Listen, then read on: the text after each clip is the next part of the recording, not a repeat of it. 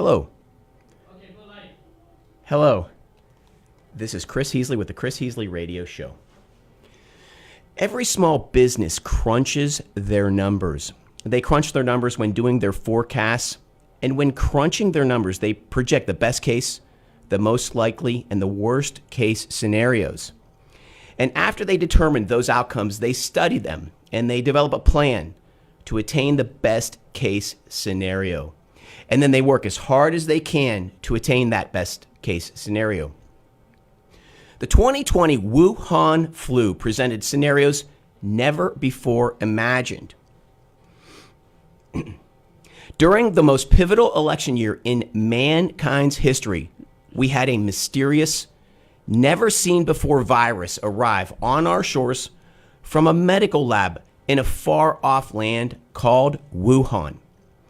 And it appears this virus was created in a medical laboratory funded by our own government under the direction of a mad scientist named Fauci, while working in collaboration with a foreign adversary, with the Chinese communists.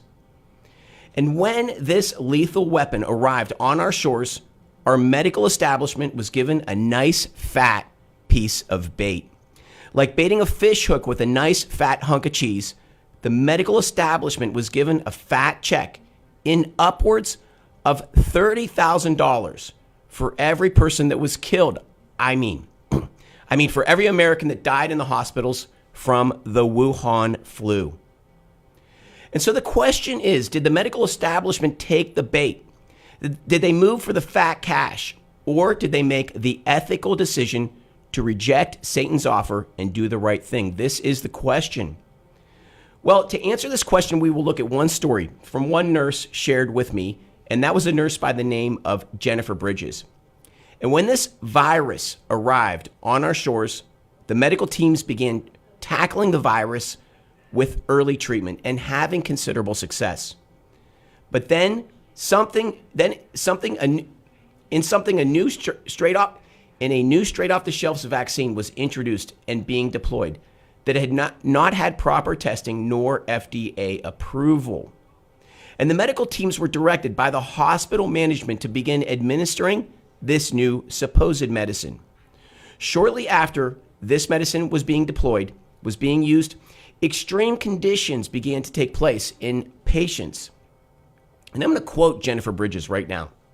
Quote, "It made no medical sense. Never in history would we see a 20 or a 30-year-old who is healthy, fit, active person come in, and now a week after taking the shot, they have blood clots in both legs." And that is Jennifer Bridges, who was a nurse at Houston Methodist Hospital.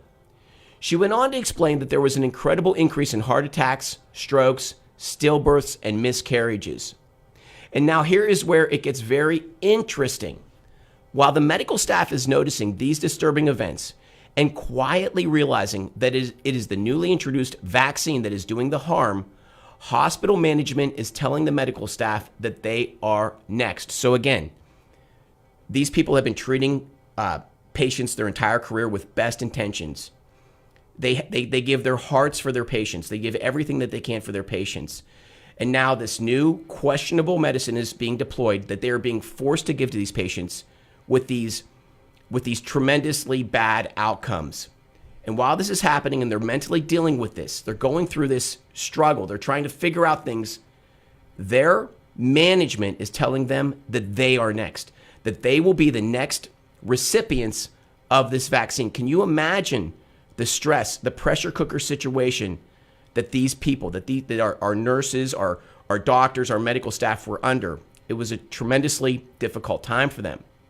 So Jennifer organized a counter movement amongst medical staff to challenge this coming mandate, and she was confronted and berated by the CEO of Houston Methodist Hospital, a man by the name of David Bernard. And according to Jennifer, essentially he confronted her, and the message was, how dare you take on management, and your personal freedoms are not superior to the vaccine. That was essentially the message that was given to Jennifer. And now the divide was clear.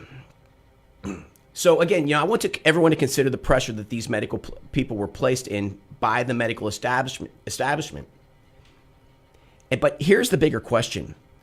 Were the CEOs, the directors, and the managers of these medical institutions crunching the numbers? So again, it's completely normal for a small business owner. Every small business owner crunches their numbers. They crunch their numbers, they project their forecasts, they work with everything that they have to attain a best case scenario, and that's a good thing. That means that if you're making donuts, we get the best donuts. If you're repairing tires, we get our tires repaired, so on and so forth. But in this scenario, the question is, an upwards of $30,000 check was being laid out for every dead person from the Wuhan flu.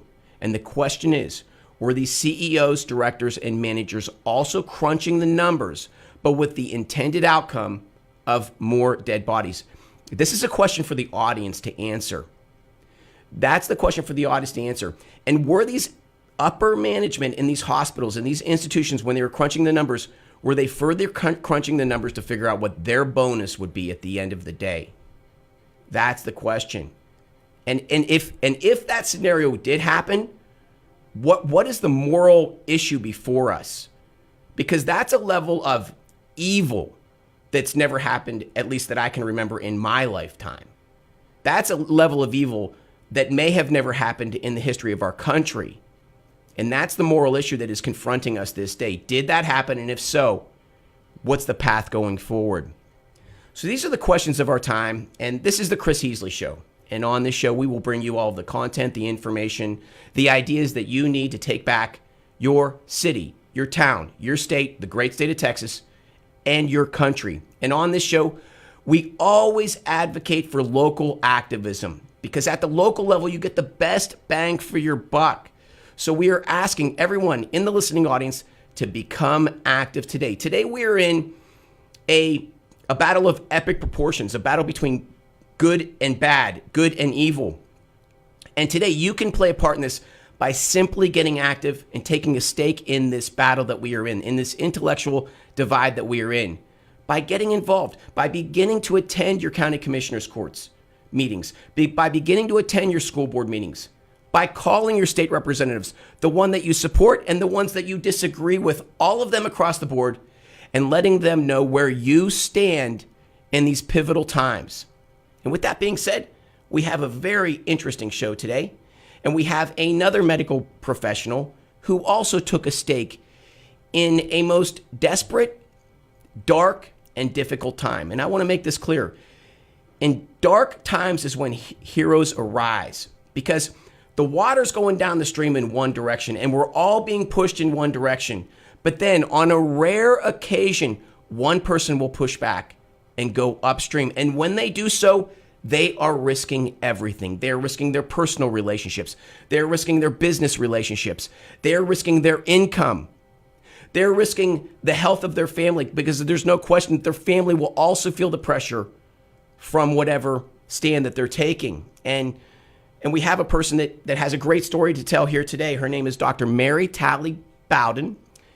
And Mary Talley Bowden, Dr. Bowden, she found herself in the crosshairs of the medical establishment, just like Jennifer Bridges did, when she made a marked decision to go against the narrative.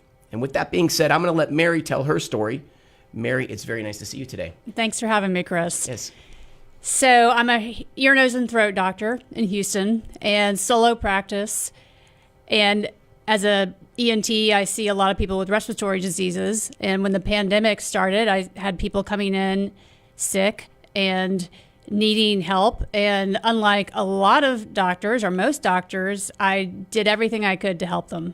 So I started with hydroxychloroquine, but as soon as President Trump came out and said it works, then the Texas State Board of Pharmacy literally shut it down. We were not allowed to prescribe hydroxychloroquine for COVID.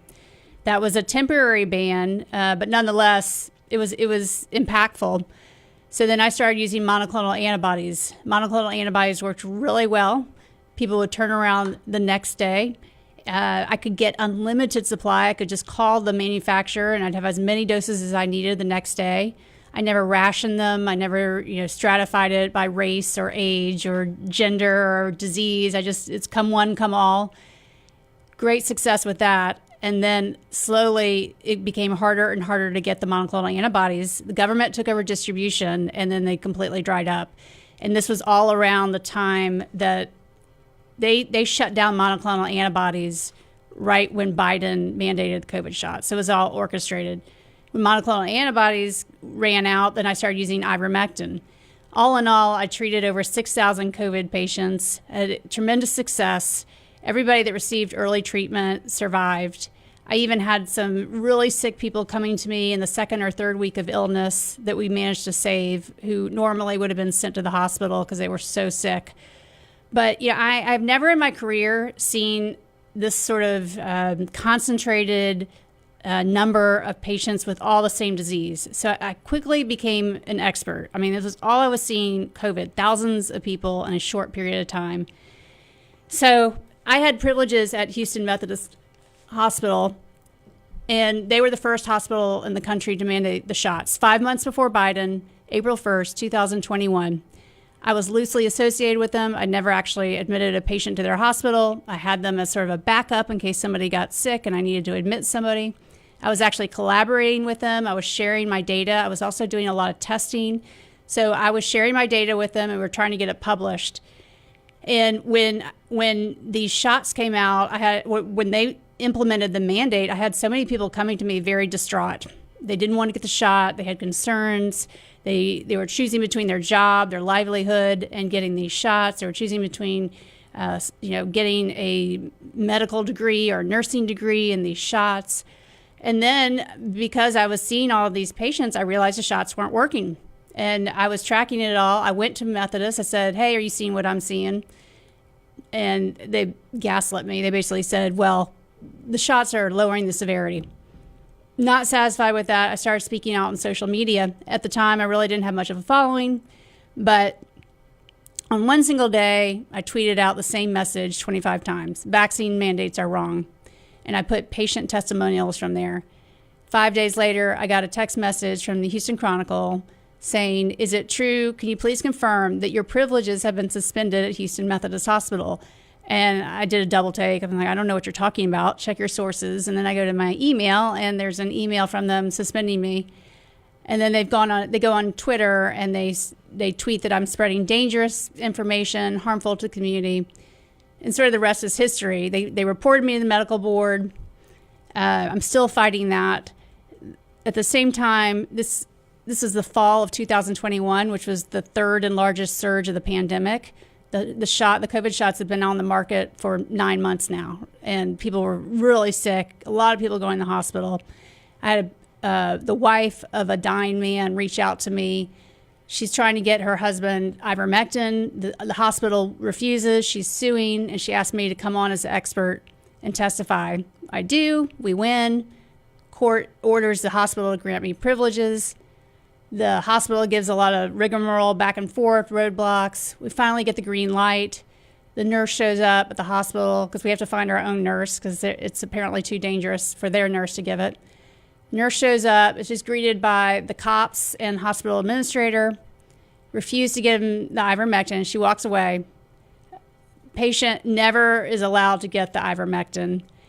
His wife does managed to go in there daily and rub ivermectin on him, and he makes it out of the hospital, but he never made a full recovery. He lost half of his body weight, and unfortunately, he did eventually pass away. That hospital also reported me to the medical board. And so I had these two hospitals reported me to the medical board. I'm still fighting it 3 years later. And they also just, they damaged my reputation. I mean, they stole my privacy from me. I was not a public figure, but they made me very public. But we've made a lot of progress too. I actually sued the FDA over how they misconstrued ivermectin as being only for horses. You might remember the horse tweet. So it's the attractive healthcare worker nuzzling the horse. And this was August of 2021. This was right before the mandates. It was all very orchestrated. They wanted to, launch an attack on ivermectin because they knew that stood in the way of these mandates. And they put out the horse tweet, and it And went you're by. responding to President Trump said something that they turned into a horse tweet. Is that what happened? Maybe What- I got it wrong. I don't know. Okay, so the FDA put out a horse tweet about ivermectin. It said, seriously, y'all, you're not a horse, you're not a cow, stop it. And this went viral. And this was right around when Joe Rogan was being criticized for using ivermectin. And this was all right before the mandates, the federal mandates. So it was very purposeful. And it had dire consequences. I mean, it made it virtually impossible for me to prescribe ivermectin. As I cannot, to this day, I still can't get CVS, Walgreens, HEB, Kroger. They don't dispense ivermectin unless you specifically say it's for scabies, something like that. But it impacted people access to it in hospitals.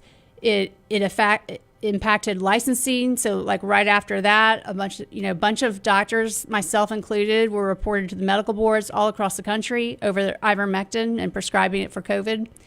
So we sued the FDA, and it took a year and a half, but we eventually won. And they had to take down the horse tweet, and they had to take down the misinformation on their website against ivermectin. Wow. So I don't know where to start from there. Okay, so first thing I want to say is that as I understand it, early on, medical professionals like yourself were treating these patients simply with early on treatment for a good 6, 7, 8 months before this supposed vaccine came out, and you were having tremendous success. And then there was a marked change in the outcomes of patients because they began to just deploy this vaccine and wag their finger at you and tell you you better use this stuff or else. Is that your experience, that you were having considerable sex? Tell me that. Yeah, no, I mean, if they had wanted to avoid all the controversy with ivermectin, they could have just continued monoclonal antibodies and they could have made them widely available, but they didn't. They cut off supply of monoclonal antibodies. And I believe it was purposeful. And at the same time they cut off monoclonal antibodies, they launched a smear campaign against ivermectin, making it sound like it's dangerous to take it. And it was very orchestrated. It was very intentional to get these COVID shots in every arm, basically. And if I remember correctly, it's a profit motive. There's no profits in HCQ, in ivermectin. They're very low cost, low margin remedies. Whereas this vaccine has a nice fat margin in it, and they can also deploy, lay it on the taxpayer. The graft on the taxpayer. They can make their moral argument, and here comes Mary screwing up that whole scam.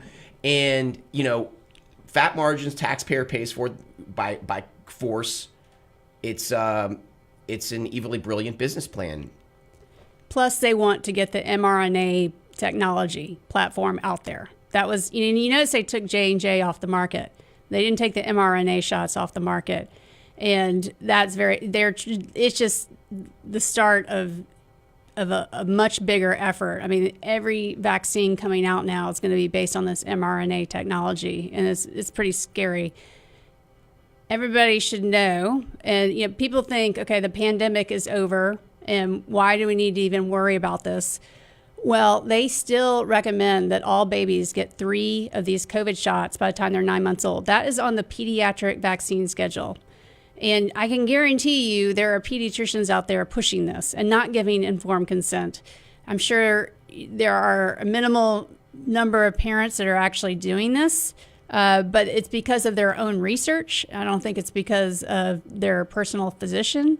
So that's why we need to keep fighting. And plus, all these shots coming out are going to be mRNA. And I have seen so many injuries from these shots. I looked at my new patient appointments in the 2 years following the rollout of the shots. 7% of my new patients were coming to see me for injuries from these things. I've never seen anything like it in 20 plus years of practicing medicine. And any other product would have been pulled off the market a long, long time ago. It would have been pulled off in the first month based on the number of injuries that occurred. What is mRNA? It's modified. So it's mRNA is a natural substance, but when we say mRNA in terms of these shots, it's a synthetic molecule modified RNA.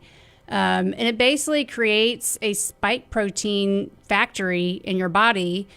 And we don't know, what we're seeing is in some people that factory does not turn off. And so people are coming with just persistent issues, very similar to long COVID symptoms, but some of them are pretty significant and life-changing and very debilitating. I see people come in and they've had the $1 million workup. It's very hard to get a good diagnosis. And the other doctors are not reporting these to VAERS, even though when you look at the time frame, the onset of the symptoms was very close to getting the shots. They didn't have any pre-existing problems prior to the shots, but the other doctors are not reporting them. So I've been the one, when these patients are coming to me, I'm the one reporting them, even though they've seen other doctors before. So we know that this reporting system is an underestimation. And, people think it's a 1%, that only 1% of injuries are really reported, which is terrifying if that's true. Does mRNA alter your DNA?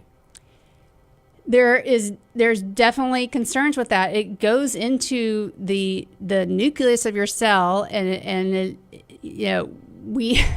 it's a gene therapy basically. It is not a traditional vaccine, and they're finding SV40 contamination in there. SV40 is it's a viral particle, but it is known to be oncogenic or cancer promoting. And so there have been a few studies that have come out recently proving that this SV40 is in these shots. We're seeing a rise in cancer. If you look at Alex Jones is a way out there guy. I like him, but a decade ago he said the frogs are gay. They're turning the frogs gay. Right. And what RFK Jr. did is he explained, because he's been in lawsuits, how they are using a certain chemical to where male frogs are producing ovaries and producing female eggs. So, you have that happening and so I feel like he's the authority, and he's joining forces with Donald Trump, who is, a bombastic guy, right? A complete personality-wise, complete different on different political ideology spectrums, and they've come together. I simply think that we touched the fire, we got burnt. People like you fought back. Thank you so much. And I feel like momentum is in our way. We just have to be patient and keep fighting. Yeah, I'm cautiously optimistic, but I've been disappointed before, so we'll see. But I did have some nice developments last week with my medical board case. Oh yeah, please. So the Texas Medical Board has been just dragging this out. There have been multiple continuances. They've changed things. It's just been just a saga. They last minute tried to add on this extra expert witness to testify against me. It's their medical director, Dr. Robert Brett. He had to submit his CV as part of this filing, and I looked at the CV. He has been working at Planned Parenthood the entire 12 years that he has been the medical director for the medical board. This is in Texas. This is in pro-life Texas. The medical director of the Texas Medical Board is the lab director for Texas Planned Parenthood. So I relayed this to several legislators, Brian Harrison, Briscoe Cain, Steve Toth, and Senator Bob Hall.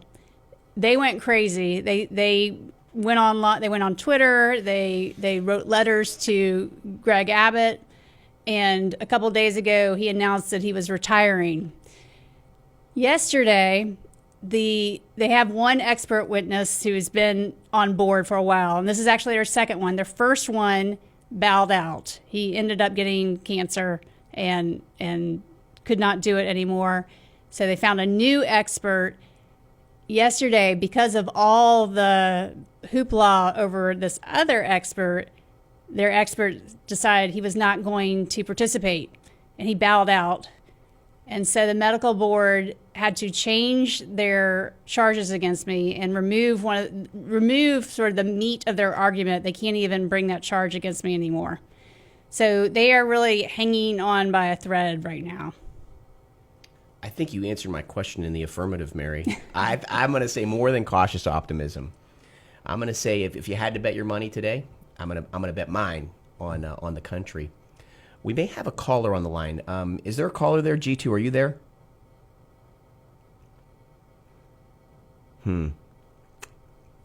Yeah, I had a little problem with the I had some problems with the phones, and it's not the station, it's the user, it's me. Mary, it's been a very good hour. I appreciate your time. Is there any last things you want to share? So I have one other project called Americans for Health Freedom, and it's to basically get our politicians to simply state that the COVID shot should be pulled off the market. This has been going on for over a year now. At one point, we had 400 politicians on there. Some of them have dropped off just because they lost their races. But if you are interested in this effort, you can ask your representative to sign this pledge. Texas has been sort of a disappointment, although we did get a lot of new, fresh blood into our House of Representatives that has promise. I've been talking to multiple legislators in different states who are all drafting bills to ban mRNA, the sale and distribution of mRNA in their states. So that is something to look out for. I don't think we're going to get it banned on a federal level because Trump loves Operation Warp Speed. I think our best hope is state by state. I don't think Texas is going to be the first, though. I think Texas is going to be a hard one. Are they putting that mRNA in our food? I heard they're putting it in our eggs. Goodness gracious. Well, I've heard, with the animals, giving them the shots. Yeah. So, again, I mean, we're in the fight of our lives. These are very desperate times. And again, I believe that momentum is in our direction, but I do not want that stuff in my body. I don't want it in my family's. So I think it's very important that everybody gets involved. And I want to thank you, Mary. I think what you did is so tremendous. And had you not done that, who knows where they would be today? Sometimes it's just one person, right? It's the 300, at the pass. And sometimes it's just one person. And I feel like in this state of Texas, you may have been that one person that stood up to them. And I think that's incredible. So I really do appreciate it. Well, thank you. And there are other doctors in Texas that are equally, fighting. I can't take all the credit, but thank you for all the nice words. Great. Thank you very much. And this is Chris Heasley with the Chris Heasley Radio Show. I want to thank the listening audience for listening in. And we will be back next Saturday with one more hot topic on FM 99.5 Radio to Bang. Have a great week.